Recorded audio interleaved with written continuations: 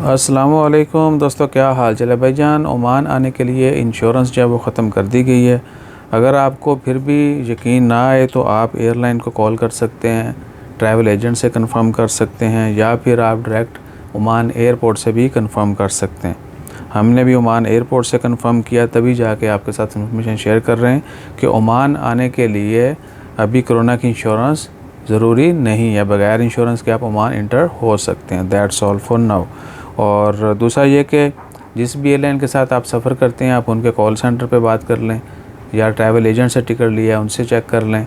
वहाँ पे अगर आप यानी आपको कॉल सेंटर पे कॉल करना होती है तो वो काफ़ी टाइम भी लग सकता है कहीं पर भी कभी भी, तो वो आपने खुद देखना है। तो ओमान आने के लिए कोरोना की इंश्योरेंस जो है वो भी ख़त्म कर दी गई है। There is no requirement of कोविड-19 insurance to enter in Oman. बाकी अल्लाह ताला खैर रखे। जैसे जैसे मज़ीद अपडेट्स आती जाएंगी वो शेयर करते जाएंगे। दुआ कीजिए कि आने वाले दिनों में फ़्लाइट टिकट्स जो हैं वो भी थोड़ी कम हो। लेकिन जिस तरीके से महंगाई वर्ल्ड वाइड बढ़ रही है तो टिकट्स नहीं, मेरा ख्याल के कम होंगे। बस कभी कभार ही कोई और यानी बहुत ही यानी कह लो कि नॉन सीजनल जो हैं डेज़, उनमें हो सकता है थोड़ी प्राइसेस कम होती हूँ।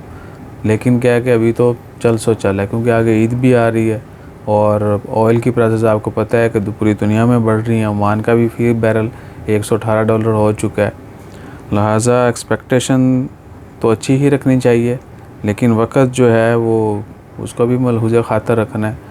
तो जल्द से जल्द टिकट बुक कर लिया करें कभी भी किसी ने सफ़र करना हो, ताकि ऑन टाइम जो है महंगी टिकट से बचा जा सके। तो अपना ख्याल रखिए, दुआ में याद रखिए, और हमारा ख्याल रखने के लिए लाइक शेयर सब्सक्राइब कीजिए। जज़ाकल्लाह, अल्लाह हाफ़िज़।